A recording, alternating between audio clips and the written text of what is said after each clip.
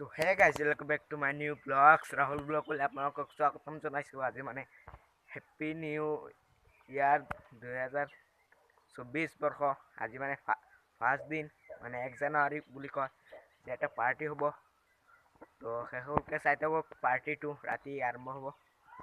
তো সকলোকে চাই থাকক। হেপ্পী নিউ ইয়াৰ 2024 বৰ্ষ আপোনালোকক বহুত বহুত শুভেচ্ছা জনালোঁ। আৰু মানে আজি পাৰ্টিটো হ'ব, চাই থাকক পুৰা ভিডিঅ'টো। আজি মানে মাংস ৰুটিবিলাক খাম, পুৰা চাই থাকক ভিডিঅ'টো। মাংস খাম, মাংস আজি। বলক ভিডিঅ'টো ষ্টাৰ্ট কৰোঁ, সকলোকে চাই থাকক। হে গাইজ, এতিয়া মানে ৰাতি হৈ গ'ল।